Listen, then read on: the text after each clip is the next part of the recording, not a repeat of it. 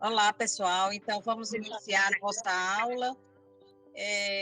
Eu confesso que eu nunca dei uma aula dessa forma e eu estou achando super estranho, viu? Mas, Fernando, você vai orientando aí. Todo mundo está escutando? Sim, está perfeito. Está ouvindo perfeito e está Tá bom. assistindo perfeito.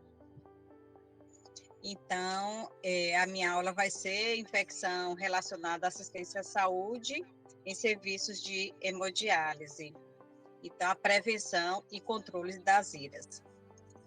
Bem, a gente não poderia começar a falar de diálise sem dar um breve histórico sobre a hemodiálise aqui no estado da Bahia. Em 1996, a Bahia ela sediou o terceiro Congresso Brasileiro de Nefrologia pelo presidente professor Euni Rocha. Em 68, foi realizada a primeira hemodiálise aqui no Hospital Professor Edgar Santos. Foi um paciente com lesão renal aguda por picadas de abelhas. Em 71, ocorreu a fundação da Sociedade Brasileira Baiana, aqui na Bahia, claro.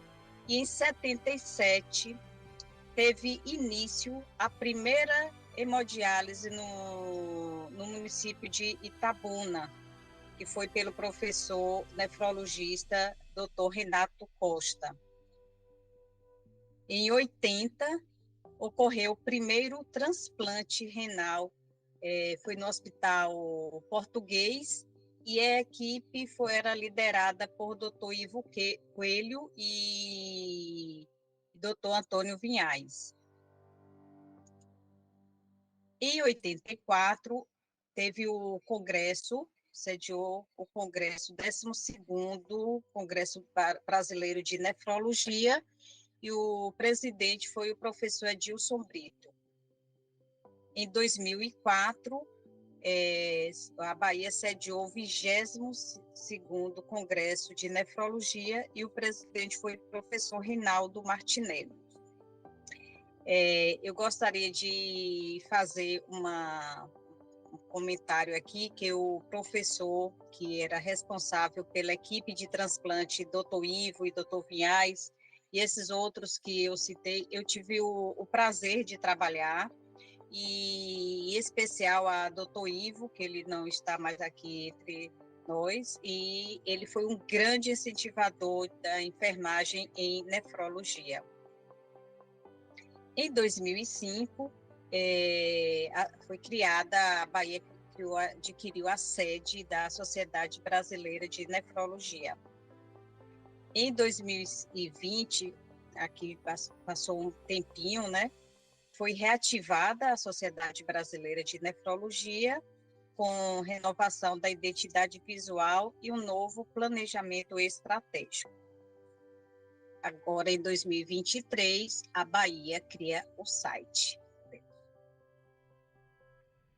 Bem, aqui nós temos o panorama dos serviços de diálise no estado da Bahia. Na verdade, nós já estamos com 45 serviços. A maioria dos serviços, eles ficam aqui em Salvador e região metropolitana. Bem, antes de começar a falar sobre infecção, a gente tem uma situação que foi o marco da mudança nos serviços de hemodiálise, que foi a tragédia de Caruaru, que foi em 1996.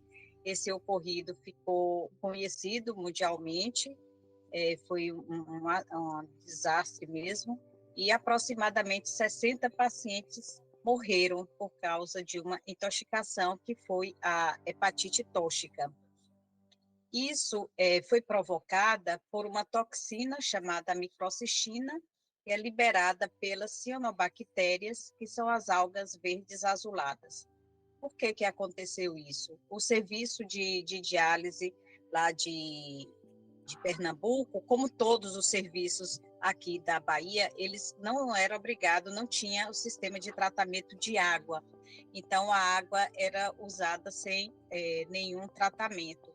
E o serviço, ele ficou sem água, né, fornecida pela concessionária, e eles solicitaram a água pelo caminhão-pipa. E aí ocorreu esse desastre todo. Então, a gente precisa realmente tratar, a partir daí, dessa situação que ocorreu em Caruaru, Pernambuco. Isso foi em fevereiro, já em outubro do mesmo ano, surgiu a primeira regulamentação, que foi a portaria número 2042.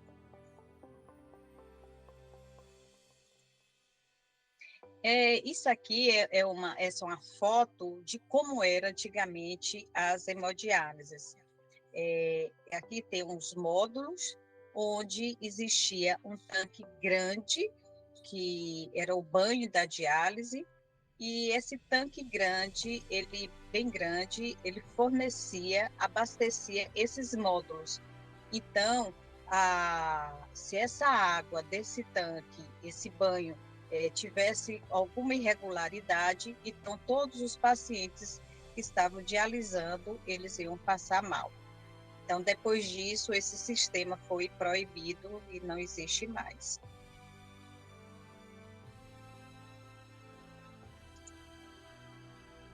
Então, o que é uma diálise? Né? É uma modalidade de tratamento para pessoas que sofrem de insuficiência renal. Então, na hemodiálise, a gente precisa de uma máquina que recebe o sangue do paciente por um acesso vascular e depois é impulsionado por uma bomba até o filtro de diálise. Esse filtro a gente pode chamar tanto de dialisador como capilar. Por que capilar? É porque esse dialisador, esse capilar, ele é feito mesmo de vários capilares, milhões de capilares, bem fininho, microscópico o capilar, e é por aí que vai passar o sangue do paciente. Então, no dialisador, o sangue é exposto a essa solução de diálise, que a gente chama de dialisato, e através de uma membrana semipermeável, que vai te retirar substâncias tóxicas, a água e sais minerais do organismo, mediante a passagem do sangue por um filtro. Então, o paciente que faz a hemodiálise, só nesse momento que as substâncias tóxicas e o excesso de água que é removido. Então, a água utilizada, ela deve atender à rigorosa qualidade que só é obtida a partir de intervenções sobre a água potável. Então, uma água inadequada, ela vai expor o paciente a graves riscos. As modalidades de hemodiálise, nós temos a hemodiálise, a diálise peritoneal e o transplante. A hemodiálise, essa que eu acabei de falar para vocês, a gente precisa de um acesso, que pode ser através da fístula ou de um catéter duplo lumen, e esse sangue, ele é impulsionado através de uma bomba, ele vai passar por esse filtro aqui, que é o dialisador ou capilar, e aqui vai promover as trocas e esse sangue retorna limpo para o paciente. Geralmente uma média de 4 horas. Hoje já tem alguns serviços que fazem diálise diária, que seria o ideal, mas o SUS ele não paga isso. A diálise peritoneal, nós temos a diálise peritoneal automatizada e a CAPD. E o transplante renal. O transplante seria o ideal para os pacientes com insuficiência renal crônica, mas é bem difícil conseguir fazer um transplante, aqui, pelo menos aqui na Bahia. Esse é o rim transplantado, e esse paciente, mesmo transplantado, ele precisa ser monitorado pelo serviço.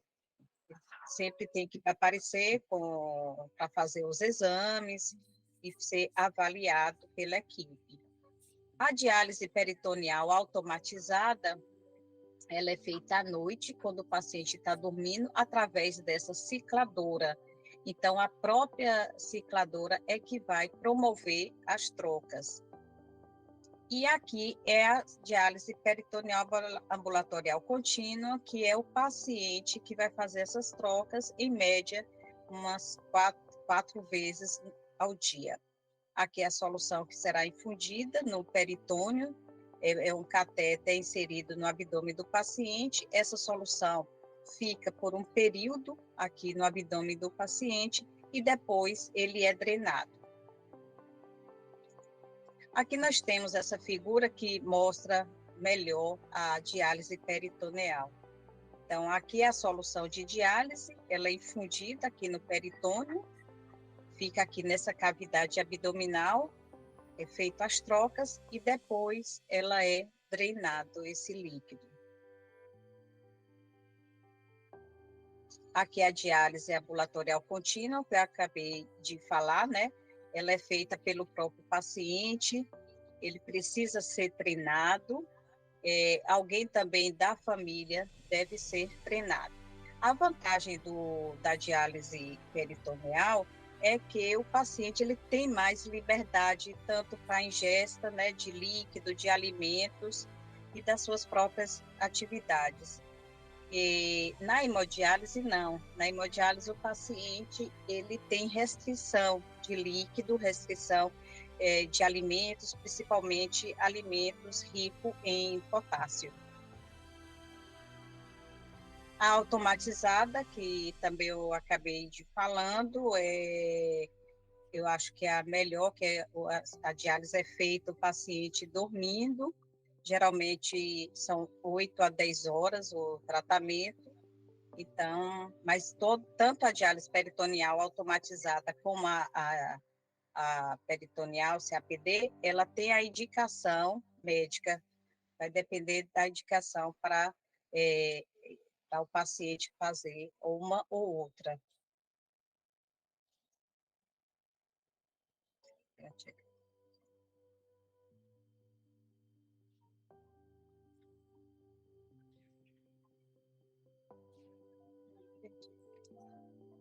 Já falei.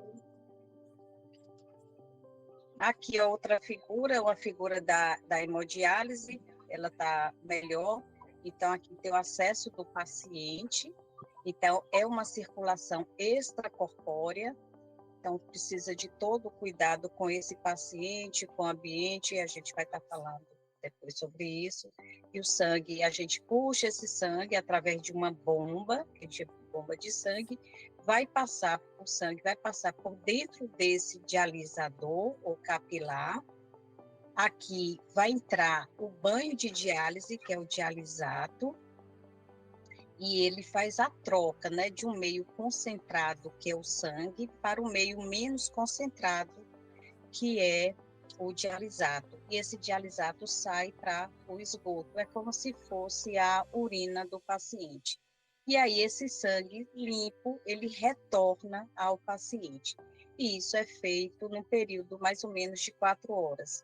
Então, é esse o momento em que o paciente renal crônico, que o rim dele está funcionando.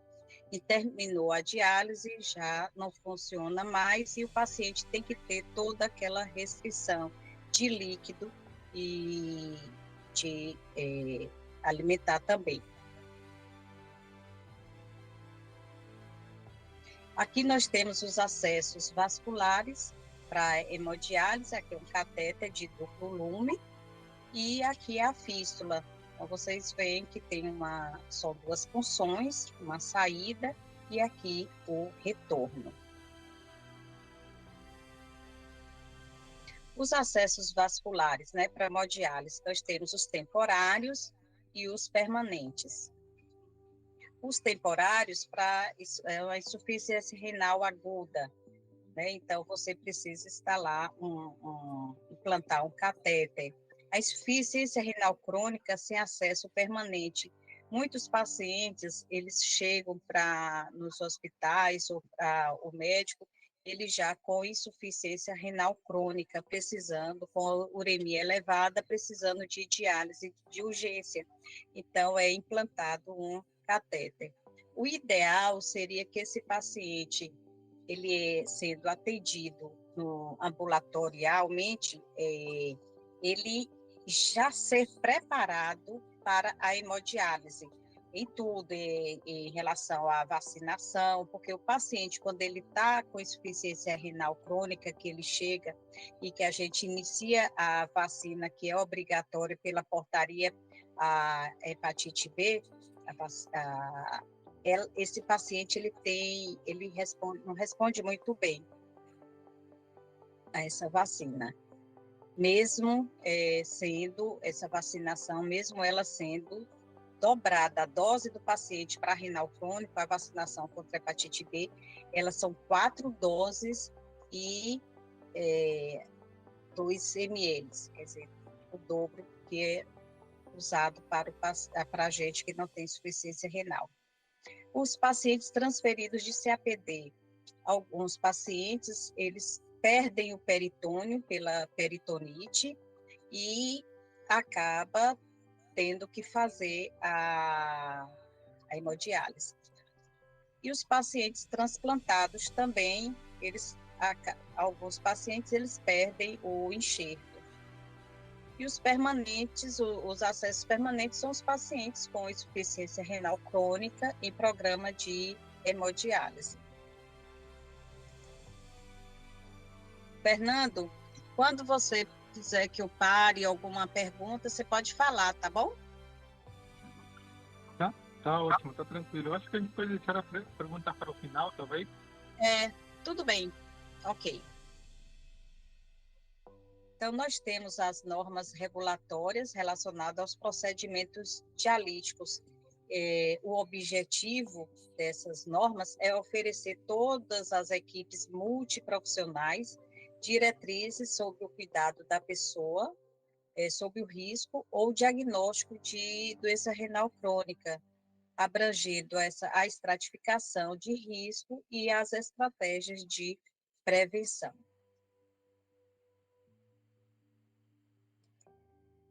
Na vigilância sanitária de serviços de saúde, nós temos o eixo central das ações. Quais são essas ações, né, que nós temos que ter? É o gerenciamento de risco, né, segurança do paciente e qualidade em saúde e prevenção de IRAS. Essa prevenção de IRAS, ela também está dentro da segurança do paciente. Então, tudo acaba envolvendo segurança do paciente. Nós temos aqui alguns aspectos importantes sobre o serviço de diálise. Número de pacientes, soropositividade de pacientes, esses pacientes que são positivos para hepatite B, hepatite C, HIV, a diálise deles deve ser exclusiva por um profissional. O paciente com hepatite B, ele precisa de uma sala exclusiva, com um profissional exclusivo, e esse técnico, ele deve ter a sua vacinação, a sua soropositividade para hepatite B. Tem outro paciente que ele não possui ainda, ele é admitido, ele não tem a sua sorologia. Esses dialisadores desses pacientes é de uso único, não podem ser reprocessados. O tipo de acesso vascular, que é importantíssimo, né? A gente sabe que o maior risco no serviço de diálise são as infecções de acesso de catéter, né? Porque a fístula seria o ideal, ter menos infecção. O sistema de tratamento de água, a gente já viu um pouquinho do que aconteceu ali em Caruaru, né? A origem da água também, que ocorreu lá. Os protocolos precisam estar bem definidos, bem escritos. Local e periodicidade da coleta da água, isso aqui é interessante porque os serviços, geralmente quem faz essa coleta é o técnico do laboratório. Mas, assim, existe uns critérios para fazer a coleta dessa água. Então, tem a depender do que se vai analisar, então o frasco ele deve ser estéril, tem que ser com luva estéril, a coleta. Então, às vezes, esse profissional ele faz a coleta inadequada e você tem um falso positivo. Ou então, ele contamina mesmo essa água no momento da coleta. Limpeza e desinfecção, isso aqui é de extrema importância em serviço de diálise. Tipo de dialisador, aí vai depender do serviço de adquirir o melhor, porque para o paciente, né, ter uma boa dialisância. E o processamento de dialisadores que ocorre na sala de reuso, que é a sala mais crítica do serviço de diálise. A gente tem aqui os pontos, eu relacionei os pontos críticos que a gente vai estar discutindo, que são as vias de acesso para a hemodiálise, a sala de processamento dos dialisadores, que é o reuso, a qualidade da água para a diálise, o sistema de tratamento e a sala de diálise. Aqui nós temos uma sala de diálise toda bonitinha, né? Mas geralmente não é assim, não. Então, aqui tem a poltrona, a máquina, o posto. Está faltando um monte de coisa ainda nessa sala, mas essa é uma sala onde vários profissionais circulam aqui, técnicos, às vezes até um acompanhante que precisa, depender da idade, da situação daquele paciente, ele tem direito a acompanhar esse paciente. E, então, é uma sala que precisa de muita atenção. São vários turnos, a maioria dos serviços, eles funcionam manhã, tarde e noite. Então, assim, é bem complicado manter um serviço desse bem higienizado. Aqui é uma paciente, que ela está fazendo a asepsia do braço da fístula. O paciente que possui fístula, ele é orientado a fazer essa higienização, na verdade é obrigado a fazer essa higienização antes da fazer a punção, né, para a diálise. Então, eles fazem aqui tem uma pia para essa higienização, todo o acionamento deve ser sem a ajuda da mão, deve ser automático. Também isso a gente observa nos serviços que a gente faz a inspeção. Aqui é a sala de reuso. Aqui é só uma parte, está pequeno, mas para vocês terem uma ideia.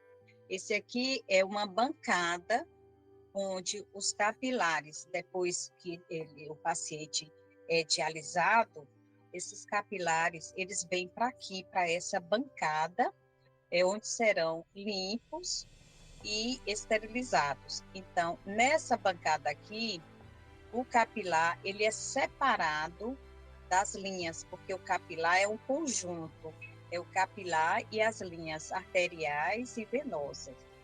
Então, ele separa aqui, aquele lá vai lavar as linhas, e esse capilar, ele é trazido para essa máquina reprocessadora ou automatizada, para fazer a esterilização. E aqui essa máquina ela vai dar o prime do capilar e ver se ele está apto, né, para ser reusado. Essa é a máquina mais de perto, que é a máquina hoje é a máquina de propulsão. Ela é uma máquina individual, né?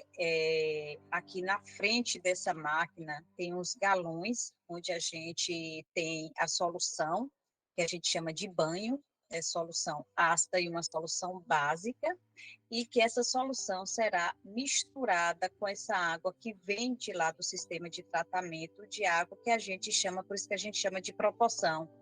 Então, essa água, depois que ela é misturada com essa solução, a gente chama de dialisato, e que vai passar por esse capilar para limpar o sangue do paciente.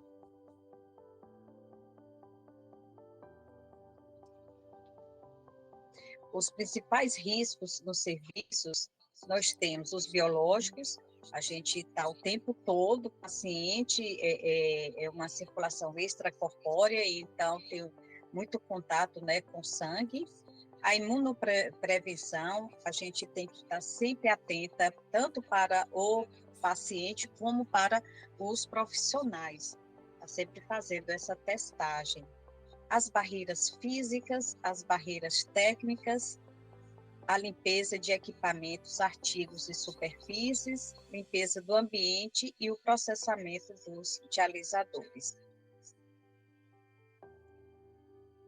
Então, as infecções, elas resultam, né, da entrada de micro-organismos através dos locais de pulsão ou através do seu próprio sangue, que são as infecções do acesso vascular, que é o catéter de duplo lume, e a fístula.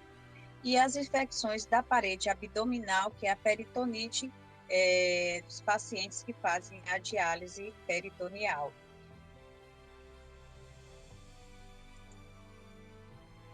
Então, vamos ver qual seria a melhor escolha, né, para a hemodiálise, a escolha de acesso para esses pacientes. Então, sem dúvida, é a fístula arteriovenosa.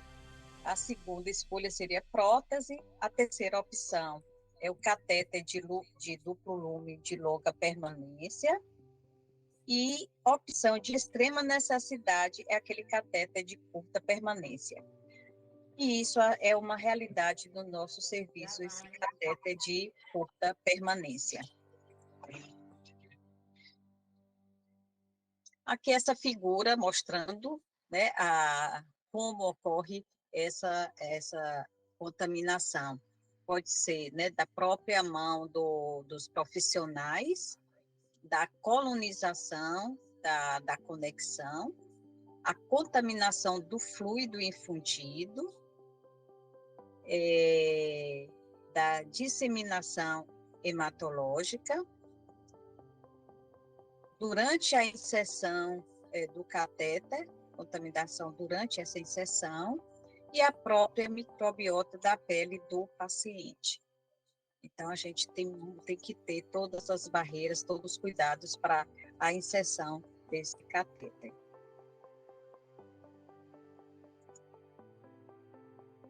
Vamos falar aqui sobre as recomendações do catéter de curta permanência. Então, fazer, implementar as ações educativas, medidas de prevenção de infecção primária de corrente sanguínea, né, para toda a equipe, checklist bem estruturado da inserção do catéter, indicar o catéter de curta permanência somente com previsão de hemodiálise por curto prazo. Então, o ideal é para a indicação a catéter de longa permanência. Outra coisa importante é priorizar a veia jugular interna, porque a veia jugular interna você tem menos risco de infecção do que a veia femoral. A veia subclávia, ela deve ser evitada pelo risco de estenose, e ela acaba comprometendo depois a confecção da fístula arteriovenosa. Continuando as recomendações de curta permanência, claro, né, a higiene das mãos antes da inserção do catéter, realizar preparo da pele, do sítio de inserção também. Aqui, todo serviço deve ter o seu protocolo.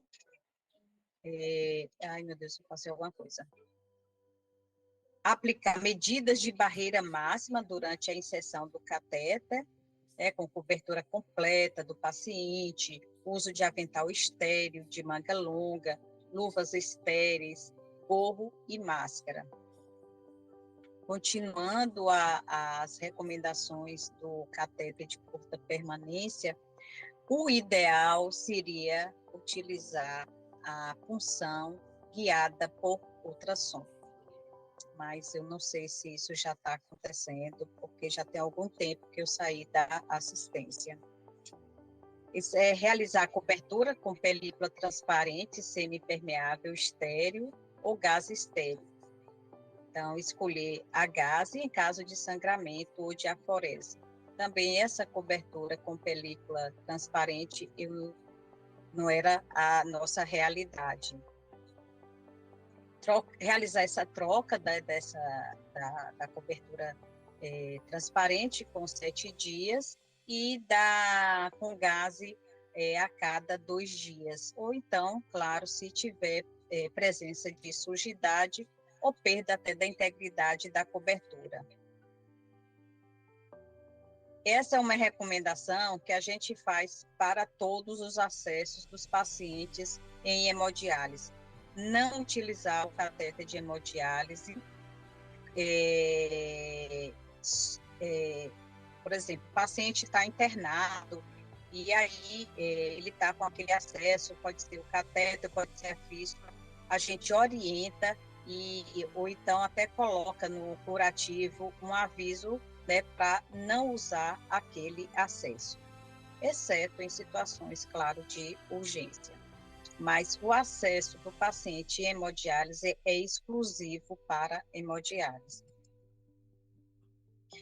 Ainda falando sobre a curta permanência, a desinfecção dos conectores de catéter de curta ou longa permanência, claro, antes da manipulação das vias de acesso, com solução antisséptica à base de álcool, com movimentos aplicados de forma a gerar fricção durante 15 segundos. Isso é muito importante, essa fricção.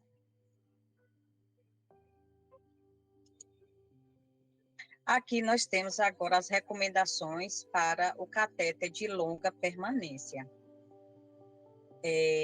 O paciente, né, que está fazendo a diálise, é o ideal, seria esse, o catéter, de preferência tunelizado, em relação de curta permanência, é claro, e antes da confecção de fístula. O ideal seria que esse paciente que é atendido no ambulatório, ele já chegasse para fazer a diálise já com a fístula. Mas isso é muito difícil. Então, a escolha do catéter venoso central, a mesma coisa que eu falei para vocês ali da veia jugular.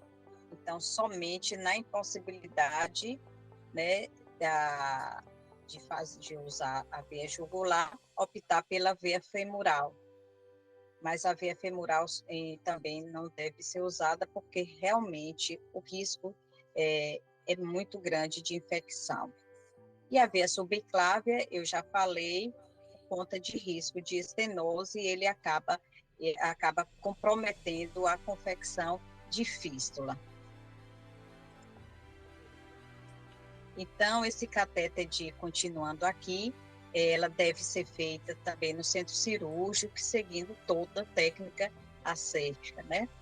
Então, na fase de cicatrização do ósseo, que geralmente de 2 a 4 semanas, deve ser realizado curativo com película transparente, estéril, com troca semanal, já falei isso, ou então, antes, em caso de sujidade ou perda da integridade.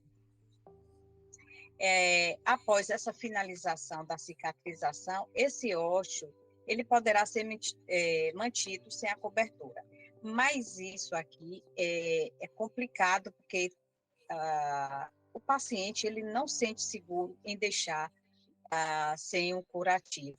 E também o pessoal da assistência, a gente acaba não gostando de manter isso e ele se sentiu inseguro. Então, sempre a gente fazia o curativo. O cateter peritoneal, que é para CAPD, também a gente tem que ter toda a técnica séptica e barreira máxima. Administrar antibiótico profilaxia antes da inserção do cateter peritoneal. Esse paciente, ele passa por um treinamento, também os familiares, em relação ao cuidado, manipulação do catéter.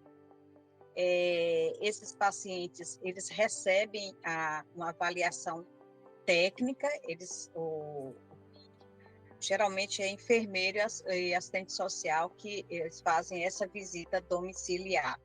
Então, esse paciente, ele passa por treinamento, ele tem que ter uma indicação para fazer a diálise peritoneal. A limpeza diária do sítio de saída do catéter peritoneal após o banho. E uma coisa assim que é importante antes de fazer o implante do catéter é fazer uma pesquisa, né, para colonização nasal por Staphylococcus aureus. E aí, se positivo, fazer o tratamento com pirocina antes do catéter, né? Então, é interessante ver isso aqui. Então, as principais infecções nos pacientes dialíticos, eu acho que eu já falei, é a infecção de corrente sanguínea, peritonite, nos pacientes em diálise peritoneal, infecção do sítio de saída do catéter. Então, é bem comum essas infecções.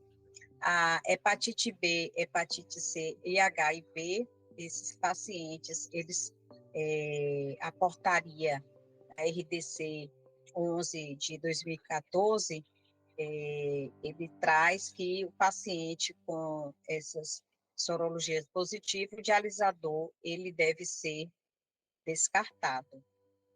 A hepatite B já era assim, antes dessa portaria, o paciente dialisava numa sala separada, profissional, exclusivo, mas o dialisador dele era reaproveitado.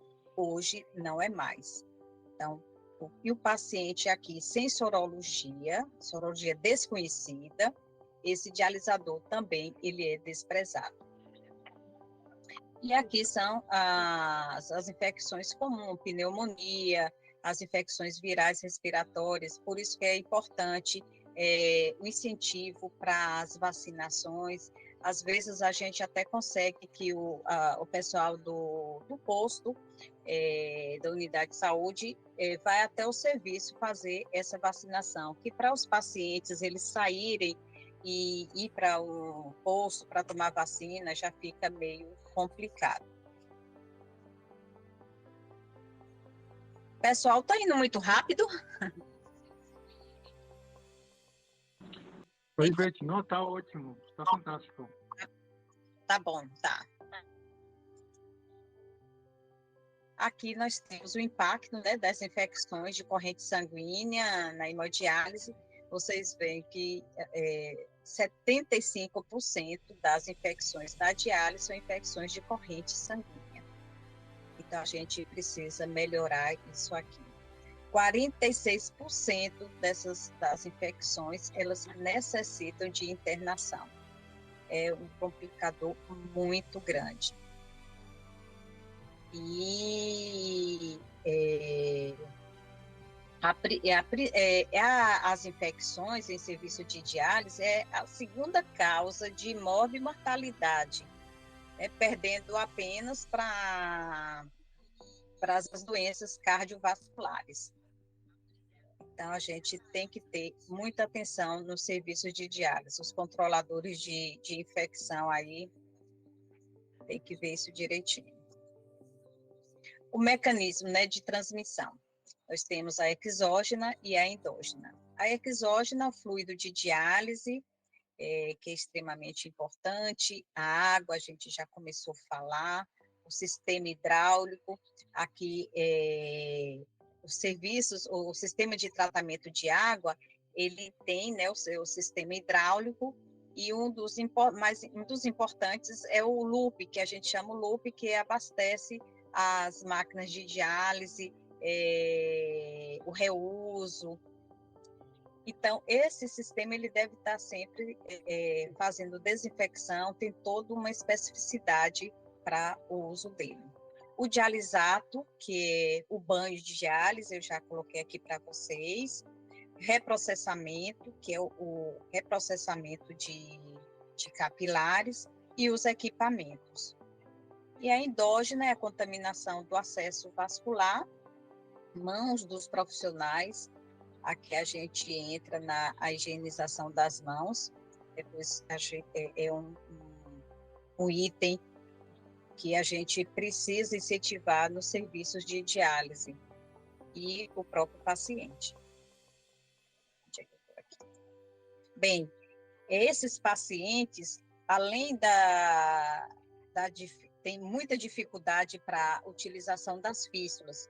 Então, uma é o que eu falei, seria encaminhar precocemente esses pacientes para a confecção de fístula. A idade avançada é um outro fator, obesidade, diabetes também.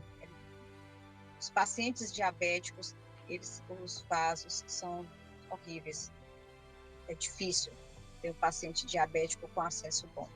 Hipertensão arterial, doenças vascular periféricas, celulites recorrentes. Então, tudo isso, né, vai impactar para a confecção de uma fístula. Aqui ele colocou tempo de maturação de 6 meses, mas não leva isso não. Vai depender muito do paciente, porque a fístula ainda tem essa coisa da maturação. Então, geralmente 45 dias.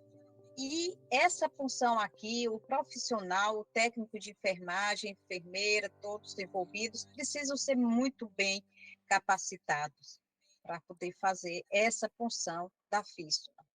A gente orienta muito o paciente para ele ter cuidado com essa fístula, porque a gente coloca que é a vida dele. Então, para poder eles terem bastante cuidado. Aqui a gente vai falar sobre a fístula, né, a confecção da fístula, são as mesmas medidas de prevenção de infecção de sítio cirúrgico, a administração de antibiótico profilaxia. Isso aqui essa prescrição aqui vai depender do protocolo do serviço, mas a realização é no centro cirúrgico com barreira máxima. Quando a fístula ela já está pronta, ela já está madura, pronta para a punção, a lavagem do braço com água e sabão, pelo próprio paciente, como vocês viram lá naquela figura, antes da punção, e antisepsia da pele, antes da punção pela equipe de enfermagem, com álcool a 70, clorexidina alcoólica, a 0,5% ou PVPI.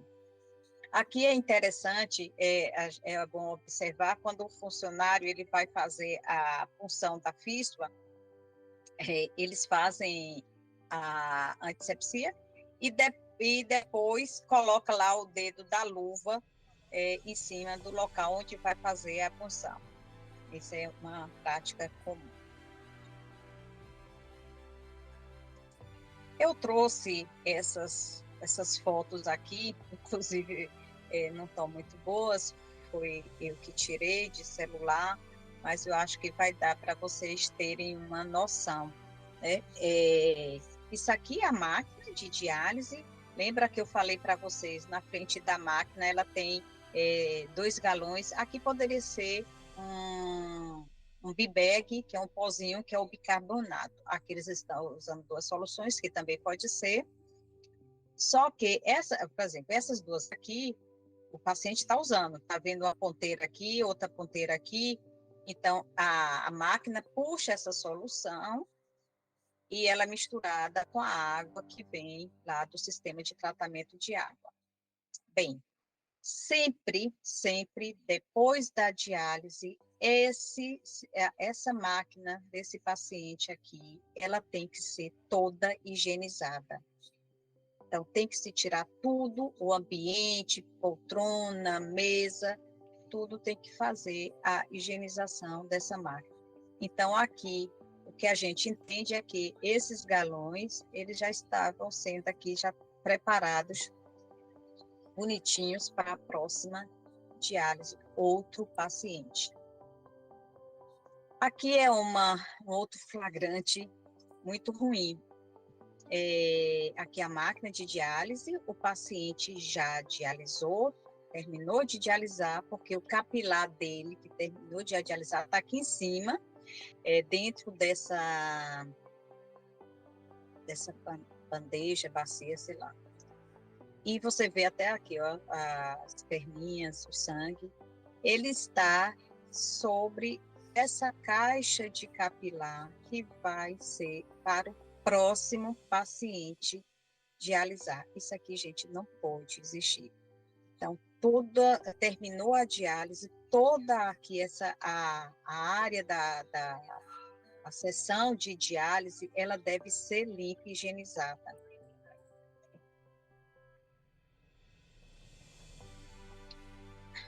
Outra coisa aqui muito séria que a gente pegou são as medicações preparadas antecipadamente.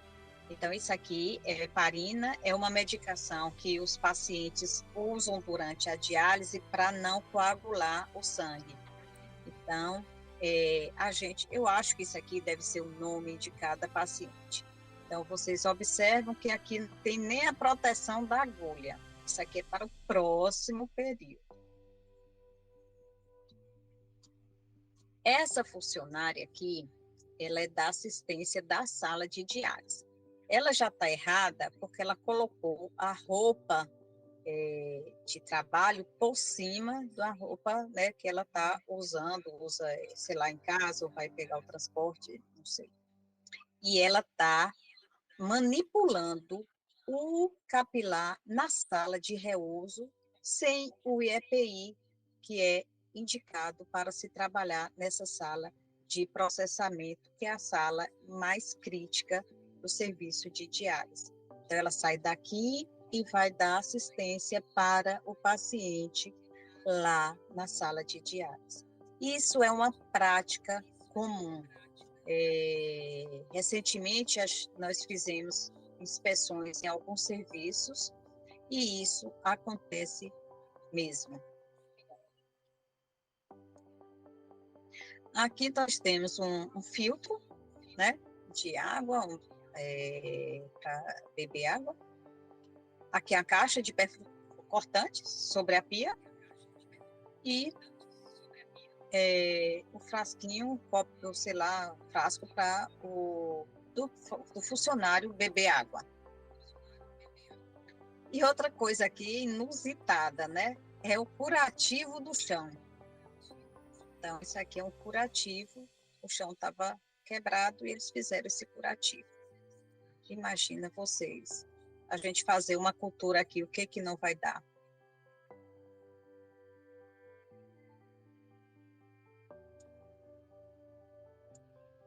Cadê? Peraí, eu pulei aqui, peraí. Essa foto aqui, ela é de uma sala de procedimento, sala de implante de catéter. Então, nós pegamos esses invólucros abertos, não foi um só não, foram vários invólucros. Aqui as homotolias, elas estavam vencidas, sem a proteção. Aqui uma caixa de luva rasgada, então, bem assim, inadequada. E aqui, gente, isso aqui é uma casa de resíduo. Essa casa de resíduo totalmente inadequada, ela não tem iluminação, ela não tem ponto de água, ela não tem escoamento, totalmente inadequada. Ela fica distante um pouco do serviço de diálise e o pessoal da higienização tem que trazer esse resíduo com o carrinho no chão mesmo. Imagina, dia de chuva, não sei como é que faz, não. Aqui é uma outra situação que eu estava falando, o profissional na sala de processamento, na sala de reuso, colocando o capilar para dialisar, sem o EPI, com a luva de procedimento, né, encostando aqui, e aí depois ela vai lá para a sala, assistência ao paciente. Essa foto aqui não retrata exatamente o que a gente viu. É um almoxarifado.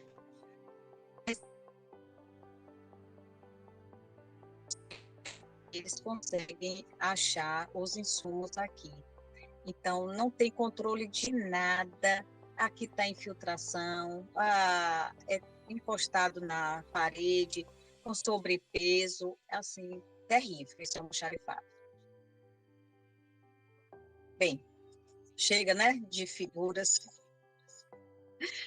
Bem, aqui todo mundo já sabe os 5 momentos da higienização das mãos, né, antes de tocar no paciente. Isso se aplica também muito bem ao serviço de hemodiálise. Antes de realizar o procedimento asséptico, após o risco de exposição a fluidos corporais, após tocar no paciente e após tocar em superfícies próximas ao paciente. Então, isso aqui se aplica e a gente não vê isso no serviço de diálise, essa higienização correta das mãos, infelizmente. O pessoal da CCH tem que jogar. Essa aqui é uma sala de reuso, a gente vê que ela é bem pequenininha, eu não encontrei outra foto de uma sala de reuso que a gente pudesse trazer aqui para vocês. Isso aqui é a bancada, onde os capilares e as linhas são colocadas.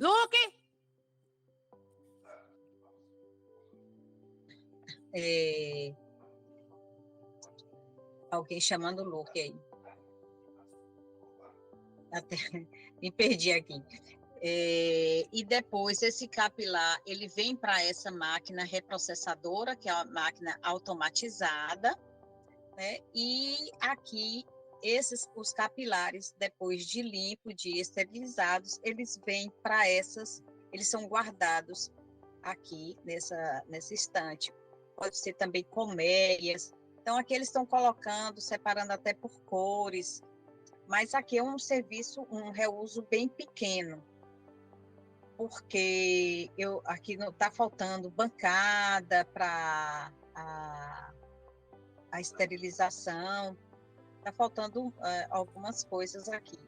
E nessa sala de reuso, eu vou aproveitar aqui para falar para vocês que tem que ter a barreira técnica, para esses capilares e para o processo da limpeza dos capilares. Então, essa guarda desses capilares, eles não podem ficar na área suja. Então, por exemplo, essa bancada aqui, sendo a da limpeza, da esterilização, da limpeza não, desculpa, da esterilização, ela, ok. E se tiver do lado de cá, essa bancada, que é para a lavagem dos capilares, a remoção do sangue, tudo bem. Então, ela deve ser separada, né, da área suja e a área limpa. Ou então, elas podem ser acondicionadas em outra área, em outra sala também. Não sei se vocês conseguiram entender, vocês vão vendo aí, qualquer coisa depois podem me perguntar. A sala de processamento ou sala de reuso, né? São as estratégias para a segurança do paciente e prevenção de infecções relacionadas ao reuso dos dialisadores e linhas. Então, cada unidade deve ter o seu POP. O reuso, ele consiste no processo, as linhas do reuso, e a gente separa, no momento da lavagem, a gente separa as linhas do dialisador. Então, a linha ela passa pela lavagem, pela limpeza, checa as integridades das conexões, principalmente o catabolha, que ele acaba soltando um filtro que tem interno, e esterilização. E os dialisadores também, lavagem, limpeza, teste de desempenho. Esse teste de desempenho é a medida do volume interno das fibras, que é feito lá pela reprocessadora e esterilização. Então, a própria reprocessadora, ela vai dar, a reprocessadora automatizada vai dar esse volume. Então, o reuso é obrigatório ele ser automatizado. Isso é permitido usar até 20 vezes para o mesmo paciente.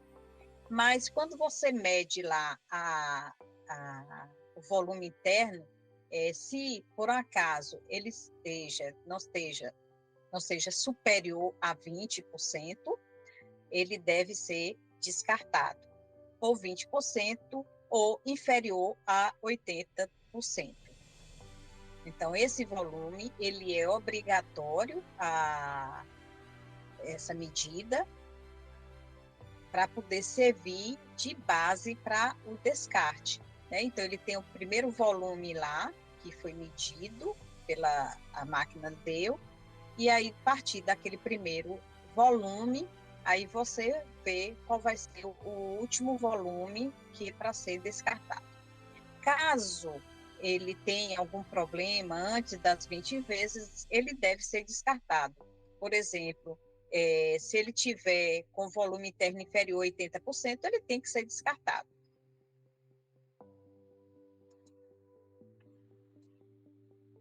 Ainda falando do automatizado, reuso, então todas as medidas devem ser registradas, datadas pelo responsável.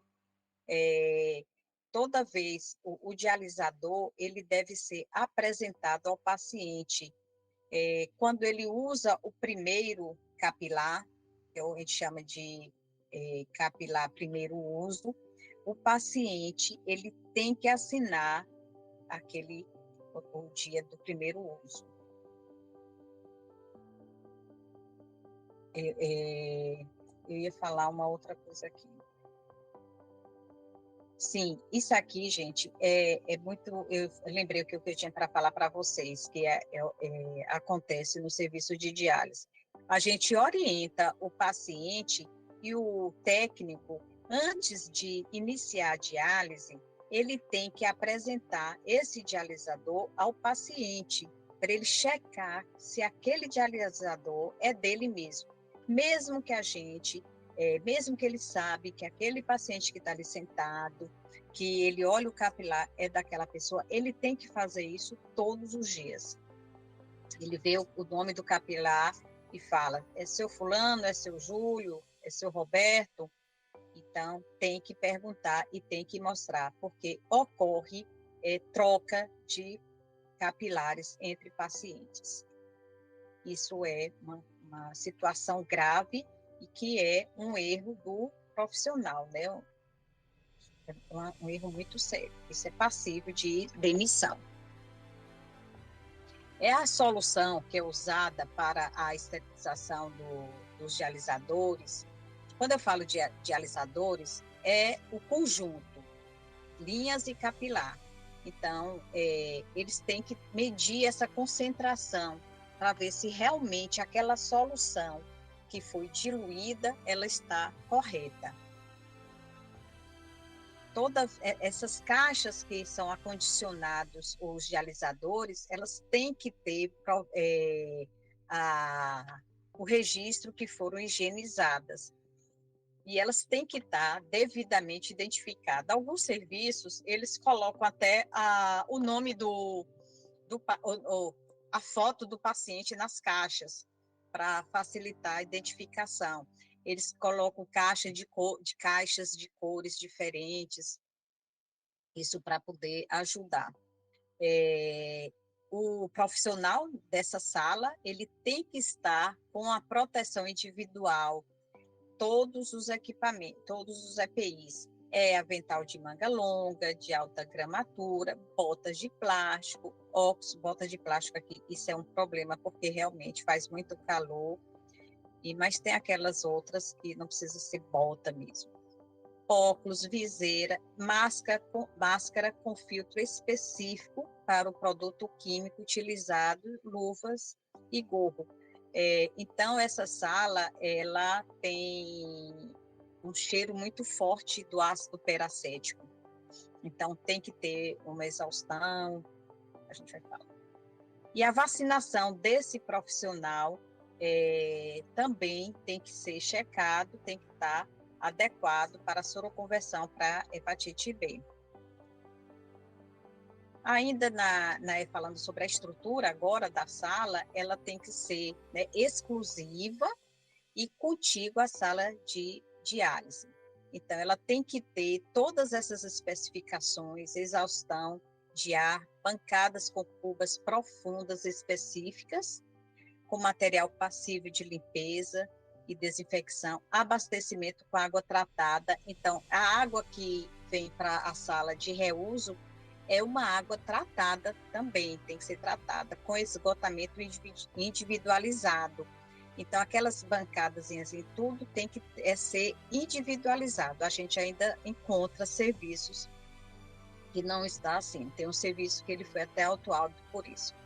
Bancada específica para esterilização do dialisador com material passível de limpeza e desinfecção. Então, aqui que eu falei sobre as barreiras técnicas para o fluxo do reuso, que deve ser respeitada, né? Aquela da área suja, da área limpa. E os capilares, eles têm que estar acondicionados nessa área da área limpa. O número de bancadas, que são aquelas que vocês viram, que a gente coloca os capilares e as linhas, elas têm que ter um dimensionamento de acordo com a demanda e as atividades envolvidas. Então, se um serviço... Deixa eu ver, 48, aqui. Então, isso aqui, ele tem que estar adequado à demanda do serviço. Aqui nós temos, sei lá, deve ter uns 10. Então, será que nesse serviço só tem 10 pacientes? Se for só essa bancada, não tiver mais bancada por outro lado, aqui por outro ângulo, ela não está adequada. Deixa eu parei.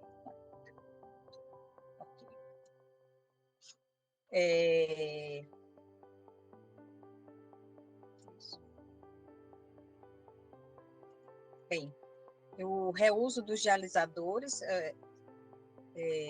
está associado à contaminação ambiental, reações alérgicas e reações pirogênicas. Então, se esse dialisador ele foi mal processado, então isso vai ter um problema sério para o paciente. Então, o profissional que trabalha na sala de reuso, que a gente chama o reusista, ele tem que ser muito bem capacitado e muito bem com a vida, porque se ele faz alguma coisa errada nesse processo, o paciente vai refletir diretamente no paciente. Então, esse capilar ele tem que estar totalmente preenchido, não ter bolhas, que às vezes a gente encontra bolhas, e aí a contaminação é certa. Aqui, troca do sistema extracorpóreo. Então, eu falei para vocês, né? E também, o que ocorre? Como é fácil isso acontecer? Então, você, por exemplo, aqui nessa bancada aqui, você tira a linha, né? Desconecta as linhas do capilar, e esse capilar vem para cá, para essa máquina. Se essa linha ou esse capilar não estiver bem identificado, corretamente identificado, como é que ele vai saber que essa linha é desse capilar? Aqui tem 2 máquinas reprocessadoras. Então, isso é um erro e vai ter troca mesmo. Então, esse profissional, ele tem que estar muito bem capacitado para desempenhar essa atividade.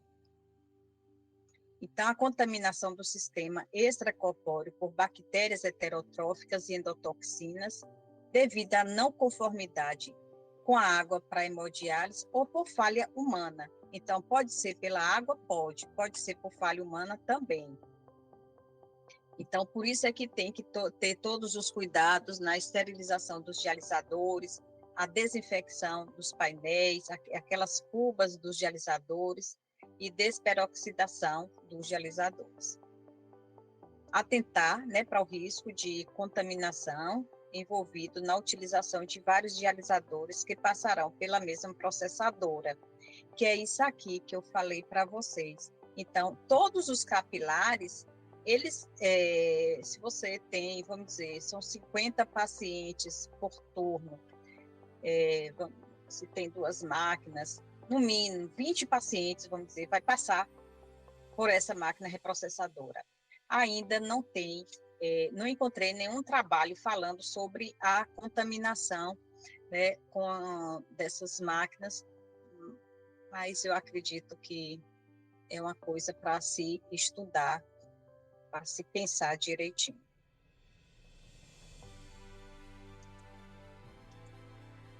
Ok. Aqui é uma sala de diálise,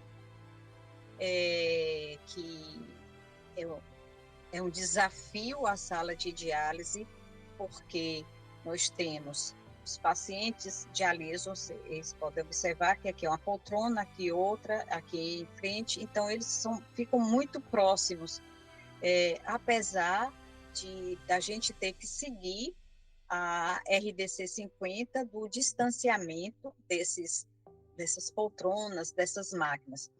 Mas quando a gente vai em alguns serviços, a gente observa que esse distanciamento não está compatível com o que manda a legislação. Então, é um desafio muito grande, porque esse espaço ele é compartilhado e múltiplos profissionais, turnos de serviço, a maioria funciona 3 turnos. Então, a gente tem que estar muito atento para essa sala, equipamentos de uso dos pacientes, por exemplo, manguito de pressão arterial. Isso aqui é um desafio, gente. Na sala de hemodiálise, a gente que recomenda é o controle das hepatites virais, a gente já falou sobre isso, né? Os serviços de diálise, eles têm os controles dos exames dos pacientes, existe a portaria, esses pacientes eles fazem exames mensais, trimestrais, semestrais e anuais. Das hepatites virais são semestrais. A higiene ambiental, que a gente acabou de falar, que é um complicador para poder a gente conseguir ter o ideal nesses ambientes de diálise. As recomendações, que são os aspectos importantes, né, e desinfecção em ambiente de diálise. Os produtos, eles devem ser armazenados em locais diferentes de antissépticos e outros suprimentos. Às vezes, quando a gente vai fazer uma visita nos serviços, a inspeção, a gente encontra tudo junto mesmo. As soluções, elas devem ser... soluções de limpeza, elas devem ser diariamente diluídas ou conforme, né, o necessário. Limpar e secar os mops e utensílios de limpeza antes de reutilizar. A higienização das mãos antes e após limpar cada estação do paciente. Usar luvas para manipulação de produtos de limpeza. E isso aqui é um desafio para os controladores de infecção, que é o conjunto de panos de limpeza ou lenços descartáveis. Eles são exclusivos para cada sessão de diálise. Então, na verdade, a gente encontra serviços, como vocês viram naquela foto, que foi recente, que essa limpeza ela não é feita.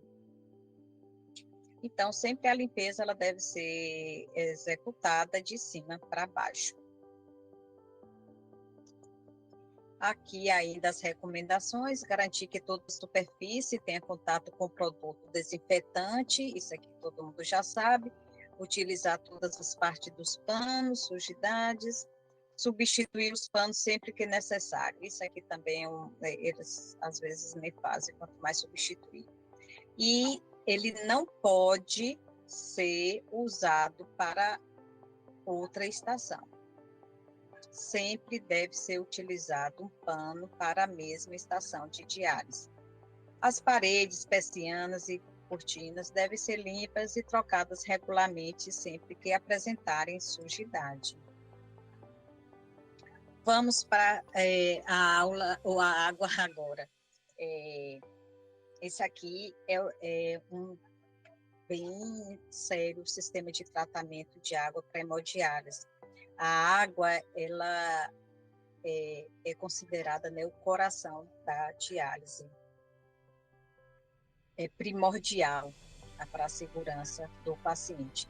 Então, nessa água, por que tratar essa água? Porque ela tem compostos como alumínio, flúor, além de toxinas geradas por bactérias, que são as endotoxinas, e se presentes na água, elas podem debilitar o estado de saúde do paciente. Então, para conter esse tipo de risco, é preciso manter controlada a pureza da água por meio de análises. Então, a RDC 11, ela traz lá todos os pontos, todos os componentes que você tem que fazer análise desse tratamento de água. Só para vocês terem uma ideia, cada sessão, cada paciente, ele consome em média 120 a 200 litros de água. Então, é muita água que esse paciente tem em contato, né, o sangue desse paciente. Essa figura aqui, que é um esquema do sistema de tratamento de água, eu trouxe só para vocês terem uma ideia. Ela não está muito boa, mas eu vou tentar explicar direitinho. Então, o serviço de diálise, ele recebe a água, ou pode ser da rede pública, ou então poço artesiano. O poço artesiano, ele é muito comum aqui em Salvador, na Bahia toda, né? Então, essa água, quando chega no serviço, ela deve ser analisada, que a gente faz análise organoléptica, que é turbidez, cor, odor, sabor. É importante essa análise, porque, assim, por exemplo, na turbidez, ela pode estar escondido lá bactérias e tal, então é importante essa análise. E essa água vai para o reservatório de água potável da unidade.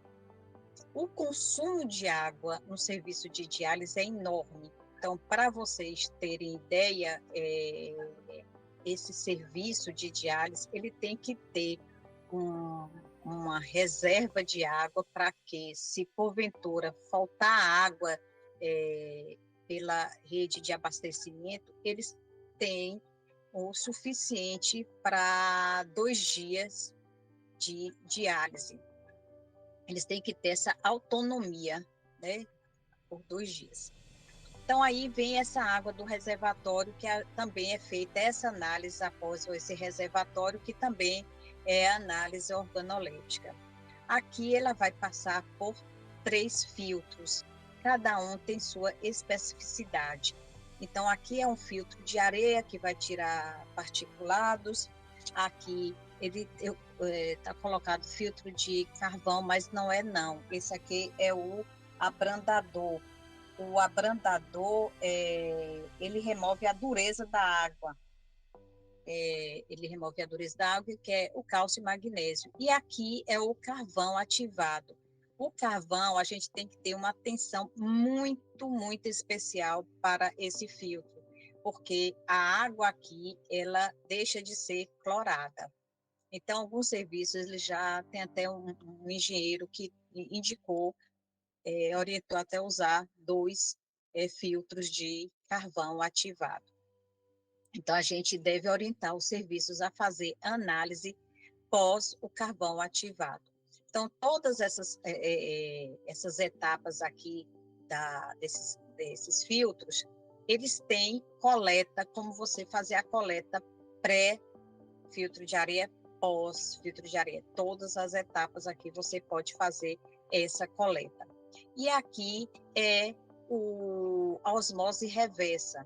Então, todo esse pré-tratamento aqui é para preservar essa osmose reversa, que a osmose reversa ela funciona como uma barreira bacteriológica e viral. Então, depois que passa a água aqui pela essa osmose, que ela pode ser duplo passo ou simples, quer dizer, duplo passo 2 vezes ela vai passar pela osmose, e após isso ela vem para um tanque que a gente chama tanque pulmão, que ele tem que ter a sua especificidade. Esse tanque pulmão, essa água já tratada, limpa, vai levar, tem uma tubulação que a gente chama aqui o loop. Esse loop, ele vai abastecer a sala de reuso, a sala de concentrados, aqui é para os serviços que produzem polieletrolíticos, e para as máquinas de diálise, e depois ele retorna para o tanque pulmão, certo? É só para terem ideia de como é complexo o sistema de tratamento. Então, tem que ser um técnico específico para o controle dessa água. Então, a importância de monitorar é contar a presença de micro-organismos, como bactérias heterotróficas e inorgânicos, como alumínio, flúor, cloramina, entre outros, podem causar sintomas durante a hemodiálise e risco à saúde dos pacientes. Então, a síndrome da água dura foi uma das primeiras doenças associadas à qualidade da água de hemodiálise, então causando náuseas, vômitos, letargia, fraqueza muscular intensa e hipertensão. Então, esse quadro se dá pela presença de grandes quantidades de cálcio e magnésio na água. Então, vocês imaginam esses pacientes, e era assim mesmo as diálises com a água que não era tratada. Os pacientes, eles passavam muito, muito mal mesmo.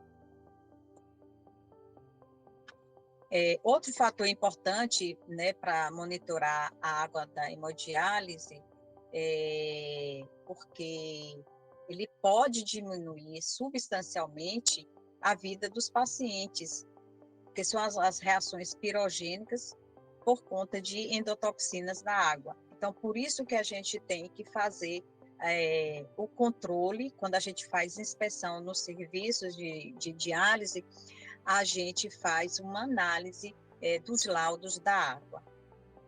Quando tem alguma não conformidade nesses laudos, os serviços eles têm que fazer um plano de ação e fazer uma recoleta. Isso tudo eles encaminham para a divisa, né? As endotoxinas no organismo, eles podem causar, né, febre, mudança na contagem de células brancas do sangue, coagulação intravascular disseminada, hipotensão e choque. Então, por isso, a detecção e eliminação de endotoxina bacteriana em sistemas de hemodiálise é fundamental. Então, essa análise da endotoxina, ela é feita no pós-hemodiálise, no loop e no reuso. Então, é feita essa análise. Aqui nós temos, aqui ficou ruim esse slide, não consegui consertar não. É a água como veículo de transmissão de doenças. Então, as bactérias gram-negativas, não fermentadoras, as enterobactérias, as micobactérias não tuberculosas, produtos de micro-organismos. Então, que a gente, é comum aparecer, Acinetobacter aparece, Stenotrofomonas também, Burkholderia, Serratia. Então, isso aqui a gente é uma coisa assim muito séria quando aparece na água do serviço, e tem que tomar uma medida bem séria para poder eliminar isso aí.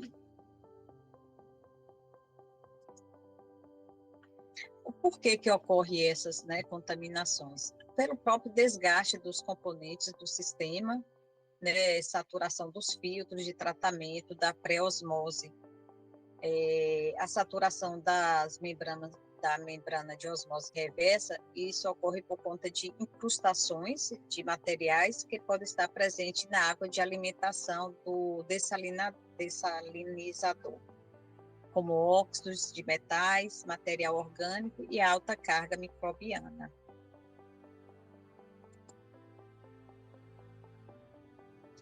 A contaminação no sistema varia da qualidade da água potável, né, que eu já falei para vocês em relação, lembra, do que ocorreu lá em Caruaru, e aqui, às vezes, os serviços, a Embasa, ele, quando tem alguma alteração no sistema deles, eles mandam um alerta para lá, para a divisa, para os serviços de diálise. E a gente também manda um alerta para todos os hospitais também que têm UTI. Então, isso aqui, com o passar do tempo, ele ocorre depósito natural de matéria orgânica e incrustações inorgânicas metálicas em reservatório de água, que abastece o processo de hemodiálise. Então, tem todo um processo aqui para o controle desses reservatórios também, a higienização, a limpeza, coleta, para fazer análise. Esse material depositado, ele favorece o desenvolvimento de bactérias de vida livre ali presentes e acelera o processo de formação de biofilmes. Esse aqui é o grande vilão, que quando tem, é muito difícil e às vezes a gente precisa trocar toda a tubulação. A variação da qualidade da água potável por conta de alterações na qualidade. Isso aqui, gente, eu já falei, pelo amor de Deus. Então, para a realização da hemodiálise, eu já falei que o paciente é exposto a alto volume de água tratada, e essa água ela só é separada por uma membrana semipermeável, permitindo que a água se mova por filtragem inversa entre os meios. Então, a água, né, como eu também já falei, ela é vital para a realização da hemodiálise, é considerado o coração da unidade. Então, a equipe técnica responsável por qualquer serviço de hemodiálise para a qualidade da água deve ser máxima esse controle dessa água. A RDC 11 de 2014, ela traz lá todos os parâmetros para fazer as análises da água, da hemodiálise. Os principais contaminantes na água são compostos orgânicos, resíduos de animais e indústrias, fertilizantes, algas e bactérias, matéria inorgânica em suspensão e minerais dissolvidos. Aqui são os micro-organismos comumente encontrados na diálise, eu acabei de falando, do Bucodélia, Serratia e Esterinotrofomonas. Eu vou dar uma adiantada, gente, que eu estou com medo de passar do meu horário. Focos importantes de crescimento de bactérias, a caixa d'água, todos os componentes do pré-tratamento, principalmente o carvão ativado, que eu já falei sobre isso, grandes volumes, o loop, esse loop ele não pode ter pontos mortos, então mal projetado, baixa velocidade, isso tem que ter um cuidado muito importante. As bancadas de reuso e as máquinas de hemodiálise também, que são aquelas mangueiras, elas devem ser higienizadas, fazer a desinfecção.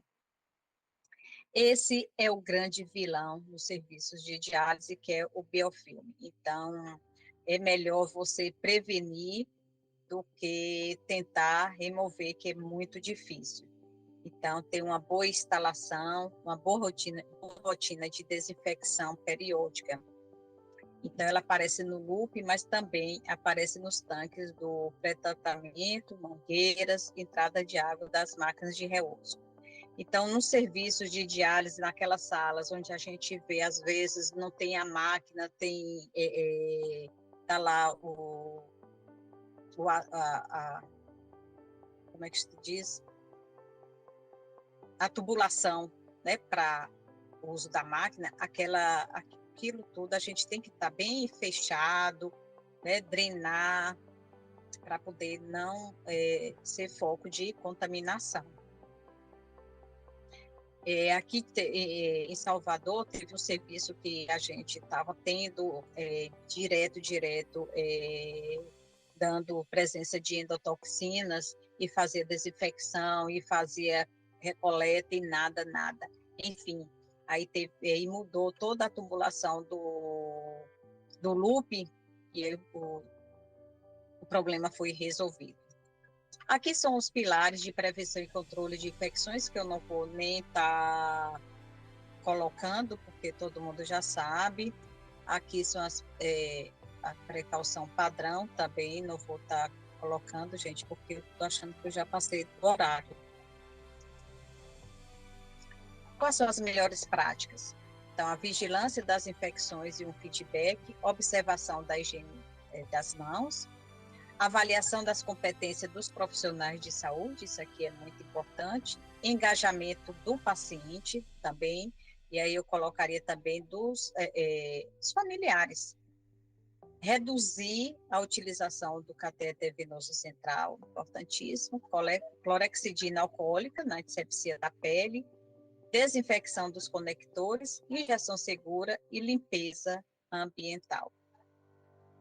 Então, a estratégia, né, para a gente ter a melhoria da adesão, da higienização das mãos, auditorias, orientação quanto ao uso de adorno, treinamento intensivo e sistemático de todos os profissionais sobre o controle de infecção, instalação de lembretes visuais nas áreas de assistência, aconselhamento aos pacientes e seus familiares sobre a higienização das mãos. Aqui nós temos essa nota técnica da Anvisa, que são as orientações para a vigilância das infecções relacionadas à assistência à saúde e resistência microbiana em serviços de diálise. Então, todo ano a Anvisa ela atualiza essa RDC, essa nota técnica. Aqui nós temos as normativas, aqui são as referências. E aqui terminamos, eu trouxe essa frase que eu gosto muito, existem 2 jeitos de viver, acomodar-se ou usar. Quando lutamos por ideias nas quais acreditamos, nasce daí um sentimento de dignidade de ser alguém que faz a diferença. Roberto Siniazic. Então, é isso aí que eu tinha para trazer para vocês. Eu espero que tenham gostado. Eu vou te fazer umas perguntas aqui. O pessoal perguntou. Érica Araújo perguntou: normativa que fala sobre a utilização de luva estéreo durante a coleta da água. Você sabe se existe alguma normativa? Eu não sei qual é a normativa, mas existe. Eu agora não sei informar qual é, mas existe não sei se é uma normativa ou uma recomendação, mas tem. Certo. Faz assim, se você achar, você manda para a gente coloca no site da BC. Eu vou anotar aqui e aí eu vou procurar. No site da BC a gente tem uma aba de publicações, a gente tem uma publicação de hemodiálise relacionada ao controle da infecção, a gente pode colocar lá. Outra coisa que perguntaram aqui, gostaria que você falasse a respeito da reação P35. A reação? P35. Página 35? P35, reação? A Dervânia, você quer comentar sobre isso? Não sei se a Dervânia está aí. Também não entendi essa pergunta. Não entendi, não. Oi, Dervânia. Tudo bom? Tudo. E, Beth, a minha pergunta é o seguinte, foi porque quando eu estava fazendo a pergunta aí, acabei enviando sem concluir. A minha pergunta é o seguinte: quando você vai ligar o paciente e durante você está ligando o paciente e ele apresenta uma reação, mesmo você fazendo o teste dando positivo e negativo, entendeu? Porque nós sabemos que mesmo a gente testando, dando negativo e positivo, pode ocorrer algum resíduo, né, que fica do P35 no sistema e que o paciente pode apresentar uma reação. Olha, Certo. Essa reação do ácido que foi utilizado para a esterilização do capilar, a gente precisa ver porque se ela foi realmente removido toda essa solução, porque as linhas arteriais e venosas, elas têm várias conexões, aqueles tubinhos, se realmente foi removido, porque assim, o teste quando você faz para saber se deu negativo ou não, você não faz de todas aquelas conexões. E aquela conexão, ela precisa ser também tirada daquela solução. Então, precisa ver se foi feito essa remoção dessa solução nessas conexões, que eu acredito que pode ter algum resíduo aí que não tenha sido, né, realmente retirado por completo. Né? Bem, se foi feito tudo isso, né, bem essa remoção, às vezes tem algum paciente que tem a sensibilidade, porque se ele teve alguma reação, é porque teve resíduo, né, da solução esterilizante. Então, aí não tem jeito, você vai ter que tirar esse dialisador, porque você não vai ter como higienizar mais ele, você vai ter que remover e colocar um dialisador novo. E aí você pode colocar ele para ser reprocessado novamente. Mas aí você vai ter que colocar um novo. Se ele apresentou logo no início uma reação, tem que tirar. E faz alguma medicação? Faz. Aí vai depender do médico, né? A medicação que vai. Vai depender do quadro do paciente, se a reação foi forte ou se não foi tão forte, que depois com a própria... fazendo a diálise, ele já vai melhorando. Tá bom. Obrigada. Nada. Tem Dani que levantou a mão, não sei se Dani quer comentar falando. Tem outra pergunta aqui, Ivete, de Isabela Cardoso, sobre curativo. Para a realização do curativo com gás, o ideal é usar clorexidina alcoólica? A higienização, né? Uhum. Sim, acho que esse é o objetivo, né? Sim. De usar esses antissépticos. Isso. Tem outra aqui da Isabela. Na UTI, o ideal para as instituições que não usam curativo industrializado em CDL é usar a capa de proteção ou não? Olha, isso vai depender muito de cada serviço, da indicação. Então, se você puder usar esses curativos, hoje já tem aí no mercado muitas opções. Se você não tem, usa mesmo a gás estéreo, como a gente usa antigamente mesmo, curativo, não tem problema nenhum. Mas se você tem condições de usar o transparente, é o ideal.